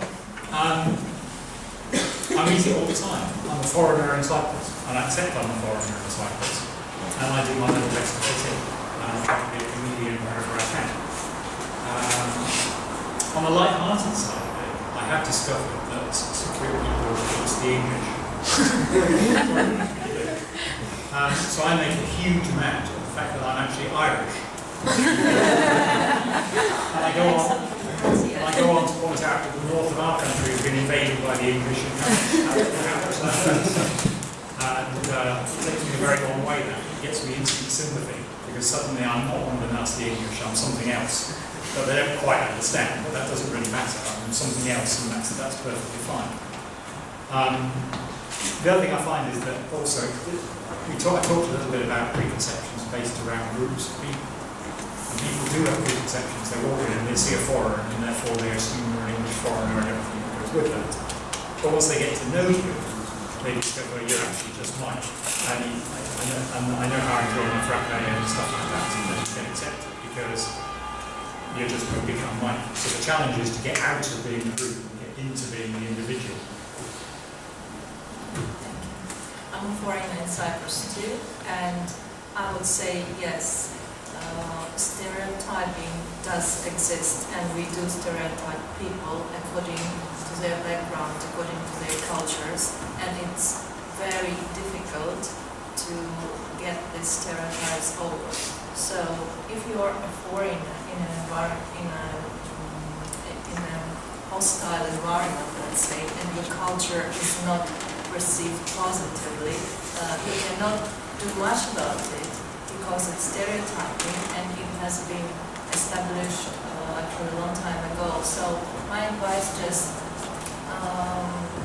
be yourself, but try to change these negative perceptions to the degree you can. If you're just a foreigner in the environment that is hostile to you. That's it. But it's stereotyping and we cannot do much about it. Yeah. Be yourself. Try not to criticise. Remember, most Americans can't even put Europe on a map. It's the other person's problem. Just be grateful that not everybody is the same. When you're facing a different culture, it's hard to choose what style of communication to use at the beginning when you don't know the other culture yet. Are there any tips on how to get an understanding on how to communicate with the culture? I would say, first off, don't fall into the stereotype trap. You're meeting a person, an individual. So therefore, just being open, just being genuine, just being you, the real, authentic you, goes a very, very long way. One thing I've learned along the way is the importance to clarify what you mean. And from time to time I have the pleasure of working with Marinos, and he always picks me up on if we're developing a case for something or we're developing a proposition for something. I will say, well, let's go and create the story that goes with this. And he always picks me up and he says, no, in Cyprus, if you say you're creating a story, it means you're making a lie. And therefore I've learned to change my phraseology to not use, let's go and create a story. The other thing I find is, you just need to clarify. So usually people who apparently speak perfect English, it's worth just looping back and saying, you can't be condescending about this because you're not trying to be condescending, you're trying to be helpful. But looping back to make sure that the message you send is the same as the message that's been received matters. And again, in that one, I try to avoid colloquialisms wherever I can, because it's, in my natural language, I tend to use a lot of colloquialisms, but when I'm in a business context, I try and take them out of it completely, because whilst they mean something to me, they might mean something to somebody else. The other example I'll give you on that one is I have an expression about I just don't believe in coincidences. So when I find a coincidence, the expression I use is I had this spooky situation and I suddenly discovered that Marinos, now because we work rather closely together, he's now discovered that I use this expression and he now uses it as well. So we're probably confusing everybody in CIIM as to what on earth we're talking about. Never mind. So, answering to this question, to this challenge, I would say that every time when we are going to have negotiations with somebody who comes from a different country, with somebody who has a different culture, it's very good to try to learn as much as possible about his or her culture, so as to show some respect. In this world, we tend to show a little bit more respect towards the cultures that represent more developed countries and less respect towards the countries that represent, towards the culture that represent developing countries, less advanced countries. I think it's wrong.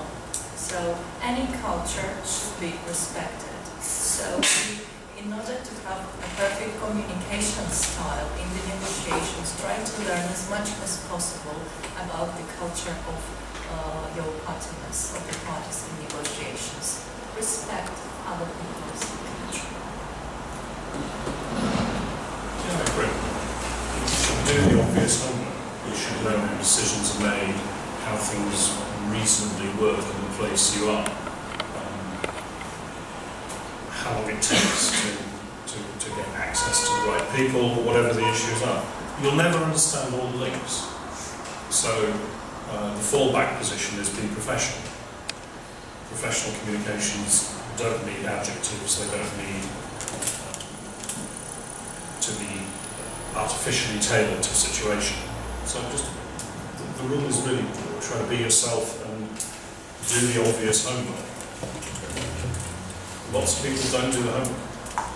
Yeah. They don't look up the company mission statements, they don't look up the names of the directors, they don't know how long it takes to get to the airport, how supplies work, or the right sort of food to have is, or when lunch is, or why CETA closes their shops at lunchtime, or when the banks are open, or what cola is, or why you can't buy something here on a Saturday afternoon in the supermarket. We all come from different cultural backgrounds, hence we have people with different conceptions, which will result to different negotiations, like Mike mentioned before. But what I would like to know is, with you working in Cyprus, just from a non-Cypriot viewpoint,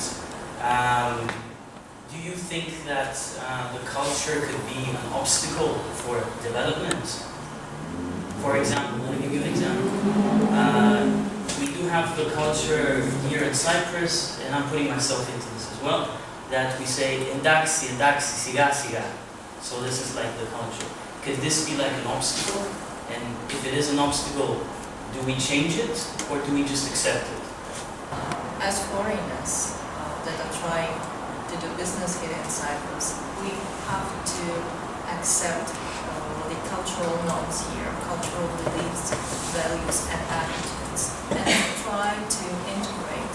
Otherwise, it's impossible to do businesses here and even to live here if you don't want to integrate. So yes, sometimes it's very disturbing in terms of time, in terms of punctuality, the differences in punctuality, the differences in space, the differences in attitudes. But I would say foreigners would need to try to integrate into this if they want to be successful here, or just to show that they respect this culture and they are trying to integrate. It is to show if they completely disagree with the way these things are in Cyprus.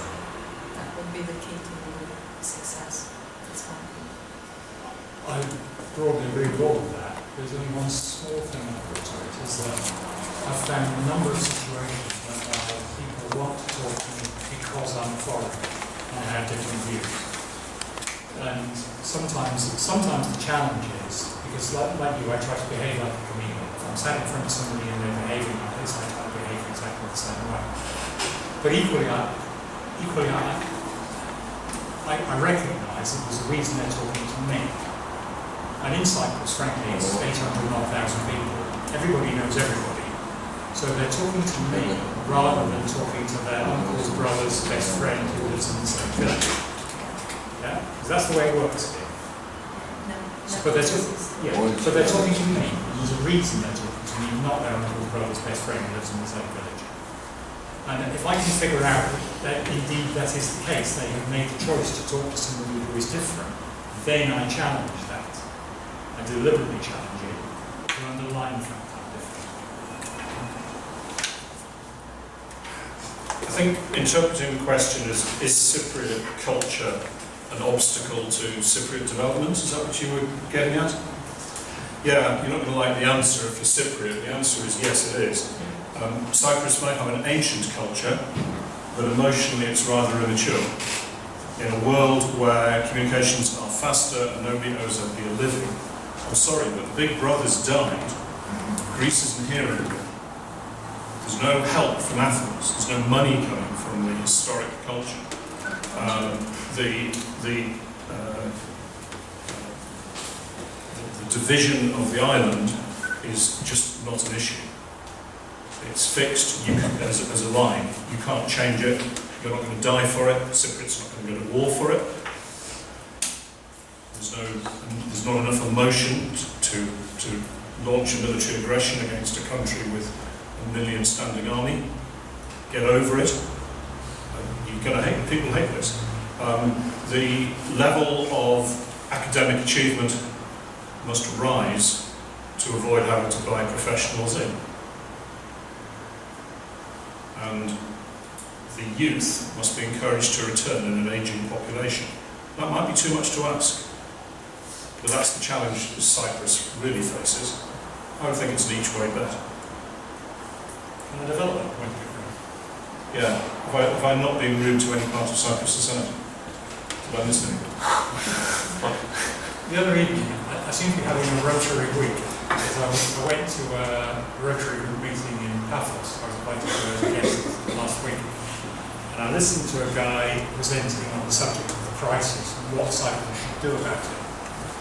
And he came up with an idea I hadn't seen before. He came up with the Chinese word for crisis. And apparently the Chinese word for crisis is made up of two characters. And in Chinese, a character means a word. And apparently the two characters were danger and opportunity. And when you put the two characters together in Chinese, it means crisis. But interestingly, the correct way of drawing it is with the danger one bigger than the opportunity one. And I think that's actually a very nice way of summing up what's going on, because I would say there's a lot of business in Cyprus that has kind of gone along, and it kind of, because everybody's brothers, uncles, friend who lives in the next village, has kind of been part of this, it's kind of gone along. And you can look at so many things here and say, but that's crazy. You know, I hate going to the EAC office in Paphos because I know I'm going to have to stand in a line for probably half an hour. And at the end of it, I'm going to be served by somebody who would really rather I was dead than help me. Right? It's true. It's true. So, I think what that says is, there's two ways you can look at the crisis. You could look at it as danger, and you could look at it and say, yes, there is going to be significant unemployment in this island. There is, I'm sorry, it's a fact. You could look at it and say there are going to be hard times. Taxes are going to go up, it's going to cost us more to live here, they're facts. But equally, for the people who are prepared to get up and go out and be counted, I think the opportunities are phenomenal. Because I think the opportunities to be innovative about the way you go about doing business, and in particular be innovative about the way you go around delivering customer service, could be absolutely fundamental to how you develop a business in Cyprus in the next 5 years. So yes, there's danger, but I also think there's opportunity on a scale that all of us in this room would benefit from majorly, with the right mindset of, let's see it as opportunity, let's not see it as danger. Lots of people around you with quick degrees, lots of foreign companies. So do you have any advice on how each of us can stay competitive? One word, network. I think it's good. It's easier to stay competitive when you have people around you with diverse backgrounds. It's true. It's something positive. It's easier to stay competitive. If some cultures do not like your business, I guess this is the question for the companies, not for individuals. Some others would like. So you can always find your target market if the environment is diverse. So some niche. And there's more chances to find a niche. And how do we stay, I mean, if one of us wants to, would like to change companies, would like to have a challenge of working abroad, what's the best way to find the opportunities? Well, the words I picked up in this were, how do I personally stay competitive? And I guess not being under 30, as you might have guessed, through my career, I've found I've had to keep reinventing myself as something else. Always as being a sort of broad sales, marketing, strategy theme through everything I've done. But I've worked in a variety of different industries, I've worked in a variety of different countries, I've worked in a variety of different job titles. And I've learned that if you view something as a job for life, you're dreaming.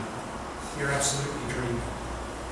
I tend to view life as a series of 3 to 5 year projects.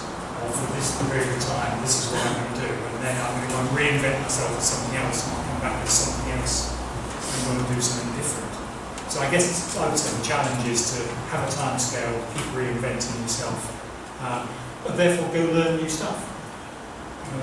E-business became a huge part of my world 5 years ago. I knew nothing about e-business. Now I can hold a conversation with world leaders on the subject because I've spent a huge amount of time going and learning about e-business because it's fundamental. But I had to go learn. I had to reinvent myself as something else. And that's what I would challenge all of you to do. If you want to be competitive, if you want to get good jobs abroad, if you want to move on, be the person you could be. Be digitally advanced. Be digitally advanced. Digitally advanced, yeah, it's very important. In marketing, now we have a shift from traditional marketing, traditional advertising to digital advertising. And actually, using internet, you can have access to everything.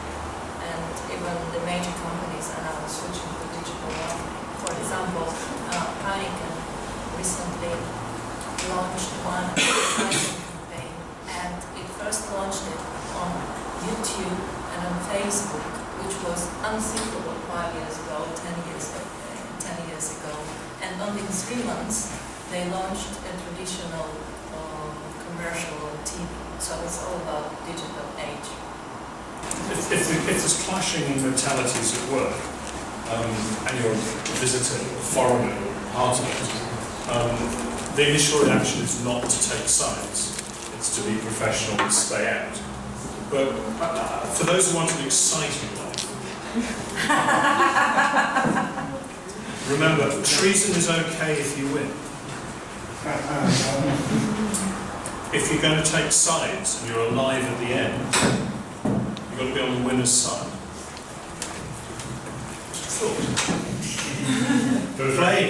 Playing can sometimes be a lot more exciting than just watching.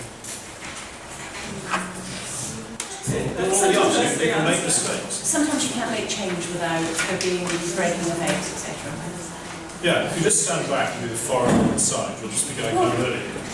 That relates back to the previous point of how do you stay competitive. If you're just trying to keep up without you being competitive, how's about you trying to beat? And you will have to clash. I agree.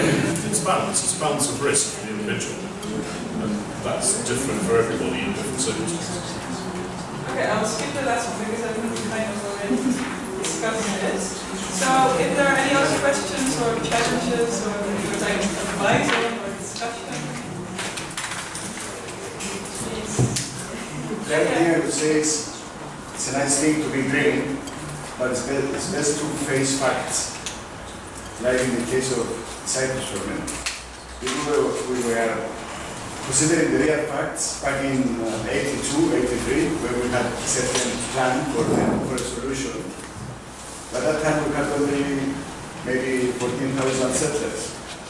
Now after dreaming that something may change, we came to 2012. We have maybe 250,000 settlers. We have a border line with Turkey now. And we are still dreaming that maybe sometime things will change. They won't fall into the sea. I don't want to be this controversial. Normally I'm not about Cyprus problem because I want to live here. But it is a different reality to the one that most people experience. When you go through the Green Line, the taxis are C-Class Mercedes. Here most of the taxis are E-Class Mercedes. But they are not 25-year-old broken down C-Class Mercedes with no petrol to put in. They're the same C-Class Mercedes that you might go and buy if you put enough money here. It won't be much longer before the E-Class Mercedes on this side of the Green Line are going to be down-traded to C-Class. You've just got to think about what the real world you occupy is. The bad news is I belong to the same group of people who've lived roughly in Europe for the last 200 years.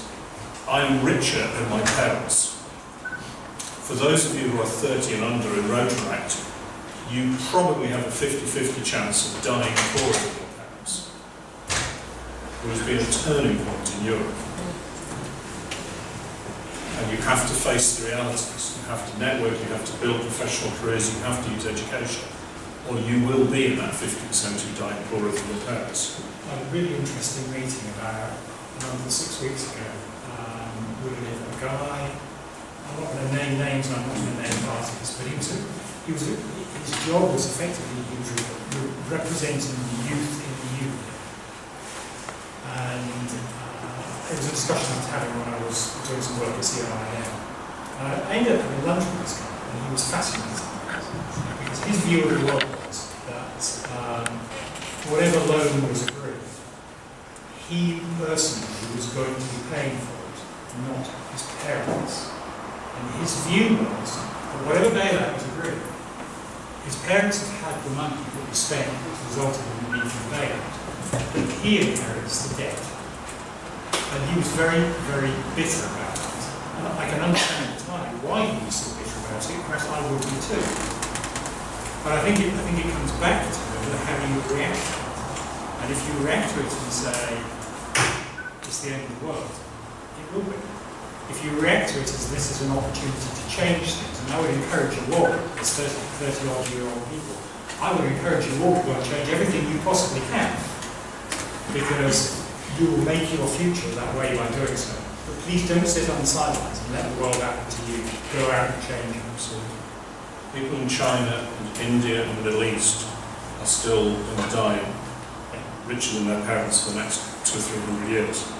People in Eastern Europe might pull the trick off for another generation because of the amount of money coming out of Western Europe.